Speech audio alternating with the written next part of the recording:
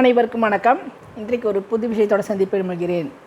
ஒப்பற்ற இந்திய பேரரசிகள் அந்த வரிசையில் நான் எழுதிய நூலில் தந்தைக்காக வாழ்ந்து மடிந்த ஜெகன்னாரா பேகம் அவங்கள பற்றி பார்க்கலாம்.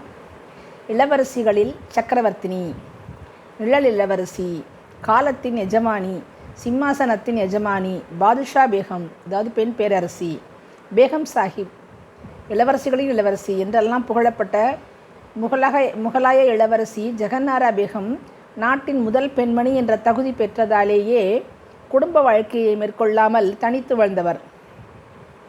சொல்லப்போனால் தன் தந்தையை பேணி காக்கவே தன் வாழ்க்கையை அர்ப்பணித்தவர். முகலாய சாம்ராஜ்யத்தின் எழுச்சிக்கும் வீழ்ச்சிக்கும் பின்னால் எண்ணற்ற ராணிகளின் வாழ்வும் அர்ப்பணிக்கப்பட்டுள்ளது. அவர்களுள் முதன்மையானவர் ஜெகன்னாரா.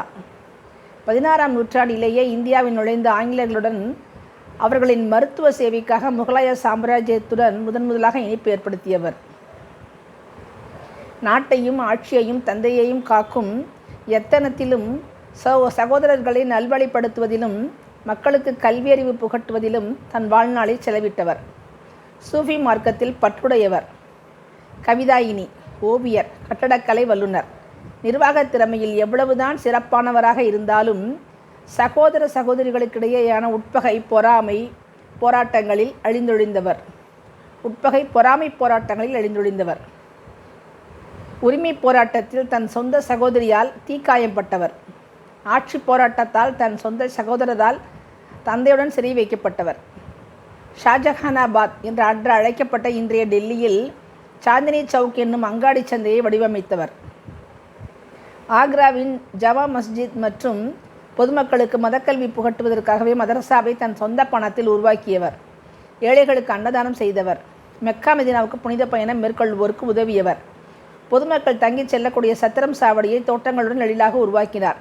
அவ்வளவு ஏன், தான் வாழ்ந்த காலத்திலேயே தன் கல்லறையை வடிவமைத்து கட்டியவர். மேற்புறம் எந்த குவி மாடமும் அமைக்கப்படாமல் தன் கல்லறை பசு புற்களால் மூடப்பட வேண்டும் என ஆசைப்பட்டாராம். ஜெகன்னாரா பேகம் 1714ஆம் ஆண்டில் மார்ச் 23ஆம் தேதி குர்ரம் என்ற இயற்பெயருடைய மன்னர் ஷாஜகானுக்கும் அர்ஷுமந்த் பானு பேகம் என்ற இயற்பெயருடைய ராணி மும்தாஜ் மஹலுக்கும் மூத்த புதல்வியாக பிறந்தவர். மூத்த மகளாக இருந்தாலும் பெண்கள் ஆட்சிக்கு வர முடியாது என்ற நிலை அக்காலத்தில். புதல்வர்கள்தான் ஆட்சி புரியலாம். கல்வியிலும் நிர்வாக திறமையிலும் சிறந்து விளங்கிய இவரை நாட்டின் முதல் பெண்மணி என்ற அந்தஸ்து வழங்கி ஷாஜகான் கௌரவித்துள்ளார். ஜெகன்னாராவுடன் கூட பிறந்தவர்கள் குரால் நிஷா, தாரா ஷிகோ, முகமது சுல்தான் ஷா, ரோஷனாரா, அவுரங்கசீப், உமீத் பக்ஷி, சுரையா பானு, சுல்தான் முராத், கௌஹரா.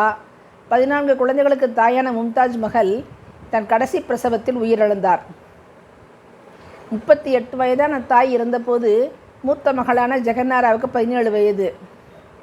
தன் மனைவியை இழந்து பரிதவித்து நின்ற தந்தை ஷாஜகானுக்கு ஆறுதலும் தேறுதலும் கூறி திரும்ப அரசாட்சியில் ஈடுபட உதவி செய்தவர் ஜெகன்னாரா.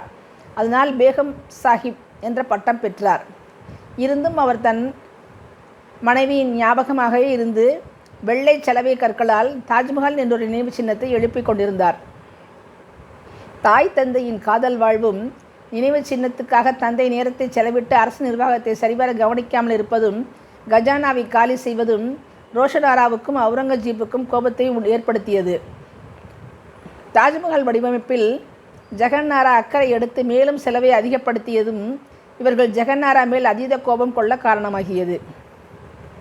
ஷாஜகான் சோர்ந்த நேரங்களில் அவரின் ஆலோசனைப்படி முக்கிய முடிவுகளை எடுத்து ஆணைகள் பிறப்பித்தாள் ஜெகன்னாரா. இம்பீரியல் முத்திரை வழங்கும் அளவு மிகச் சக்தி வாய்ந்த இளவரசியாக விளங்கிய அவளது பலம் அரண்மனையில் நிறைய எதிரிகளை உருவாக்கியது. குறிப்பாக ரோஷனாராவும் அவுரங்கசீப்பும் முடிசூடா ராணியாக திகழ்ந்த அவளை மிகவும் வெறுத்தார்கள். ஜெகன்னாராவுக்கு தன் தம்பிகளில் தாரா ஷிகோவை அதிகம் பிடிக்கும். அவரே தன் தந்தைக்கு பின் அரியணை ஏற தகுதியானவர் என கருதினார். ஏனெனில் தாரா ஷிகோ ஜெகன்னாரா போல சூஃபி மார்க்கத்தில் பற்றுடையவர். இருவரும் முல்லா ஷா படாக்ஷியின் சீடர்களாக இருந்தார்கள். சதி அல் நிசா என்பவர் இவர்கள் அனைவருக்கும் குரான் கல்வி, மருத்துவம், வீட்டு பராமரிப்பு, பாரசீக இலக்கியங்களை கற்பித்தார். வாசிப்பு, ஓவியம், கவிதை, போலோ விளையாட்டு, வேட்டையாடுதலில் மட்டுமின்றி பாரசீக, இந்திய, துருக்கிய மற்றும் உலக இலக்கியங்களில் பரிச்சயம் பெற்றிருந்தனர். அக்பர் உருவாக்கிய நூலகமும் இவர்கள் அறிவை விரிவாக்கி கொள்ள துணை புரிந்தது. மத நல்லிணத்துக்காக உபனிஷத்துக்களை பாரசீக மொழியில் மொழிபெயர்த்தவர்தான் தாரா ஷிகோ. ஜெகன்னாராவுமே ஷேக் மொயினுத்தீன் சிஷ்டியின் வாழ்க்கை வரலாறான முனிஸ் அல் அர்வாஹ் என்ற நூலை எழுதியவர். ரிசாலாஹ் ஐ சாஹிபியாங் என்ற முல்லா ஷாவின் வாழ்க்கை வரலாற்றையும் எழுதியவர். தாரா எழுதிய மஜ்மா உல் பஹ்ரைன் என்ற நூல் சூஃபியிசம், இந்து மதம் ஆகியவற்றுக்கிடையேயான பொதுத்தன்மையை கூறுகிறது. இதை மத விரோத செயலாக எண்ணிய அவுரங்கசீப் தாராவை எதிர்த்தார். தன் தாயின் கடைசி ஆசைப்படி ஜெகன்னாரா தாரா ஷிகோவுக்கும் நாதிரா பானுவுக்கும் திருமணத்தை முன்னின்று நடத்தினார். அப்போது அந்நிகழ்வுக்காக இவர் அணிந்திருந்த விலையுயர்ந்த பட்டாடைகளில் எதிர்பாராத விதமாக தீப்பற்றியது. இது அவர் மேல் பொறாமை கொண்ட தந்திரக்கார சகோதரி ரோஷனாராவில் நிகழ்த்தப்பட்டிருக்கலாம் என்பது வதந்தி. முகத்திலும் கழுத்திலும் தீக்காயம் ஏற்பட்டது. தன் அன்பிற்கும் அபிமானத்திற்கும் உரிய மகளின் அழகு முகம் தீக்காயத்தால் கோரமாக ஆனதை கண்ட பேரரசர் ஷாஜகான் அதிர்ச்சியும் வருத்தமும் அடைந்தார். தன் மகளின் நோவு தீரவும் அவளின் முகம் பழைய அழகை பெறும் வரையிலும் தினமும் ஏழைகளுக்கு 1000 பொற்காசுகள் வழங்கி வந்தார். ஈரானிய மருத்துவரோ ஆங்கில மருத்துவரோ கொடுத்த சிகிச்சையில் ஜெகன்னாரா ஓரளவு குணமடைந்தார். அந்த மகிழ்வில் தந்தை கொடுத்த சூரத் துறைமுகத்தின் வரி வசூல் வசம் வந்தது. தாய் இறந்த பிறகு அவரின் சொத்தில் பாதியை பெற்றிருந்தார் ஜெகன்னாரா. மேலும் ஜெகன்னாரா தோட்டம், நூர் தோட்டம், சஃபா தோட்டம் ஆகியவையும் அச்சோல், ஃபர்ஜஹாரா பச்சோல், சஃபாபூர், தோஹாராக் ஆகிய கிராமங்களும் சொந்தமானது.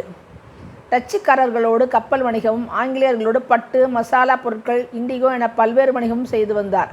தனக்கென தனி அரண்மனை கட்டி வசிக்கும் அளவு வசதி பெற்றிருந்தார் ஜெகன்னாரா.